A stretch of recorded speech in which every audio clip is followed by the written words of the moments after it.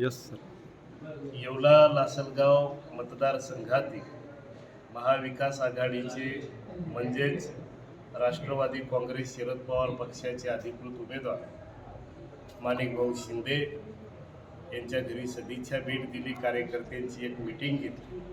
मोठ्या प्रमाणामध्ये या मतदारसंघामध्ये बहुजन समाजातील आदिवासी समूहसुद्धा मोठ्या प्रमाणात या ठिकाणी असल्या कारणाने आणि आमचंही संघटन या ठिकाणी मजबूत आणि कार्यकर्त्यांची टीम चांगली असली कारणाने या ठिकाणी आताच एक बैठक झाली.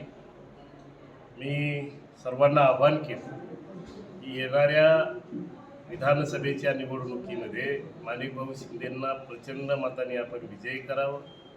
त्याचं कारण आहे की गेल्या 2.5 वर्षाच्या कालखंडामध्ये महाराष्ट्रातलं जे राजकारण गलिच्छ प्रकारचं झालं ते आम्ही उभ्या आयुष्यात कधी बघितलं नाही.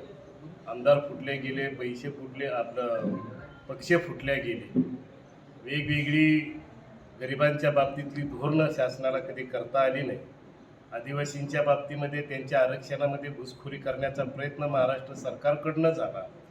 महाराष्ट्र सरकारनं सुप्रीम कोर्टामध्ये आदिवासींच्या विरोधामध्ये पुरावे देण्याचा प्रयत्न महाराष्ट्र सरकारने केला आणि म्हणून इथल्या भारतीय जनता पार्टीच्या सरकारच्या अजेंड्यावरती आदिवासी हा फक्त केवळ वनवासी आहे, त्यांच्या विकासाचा कधीही विचार केला नाही.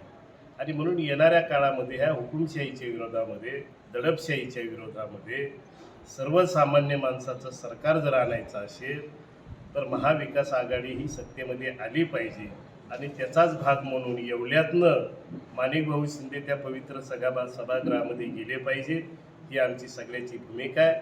आणि म्हणून सर्वजण कामाला लागतील आणि येणाऱ्या 20 तारखेला प्रचंड मताने माणिकभाऊला विजय.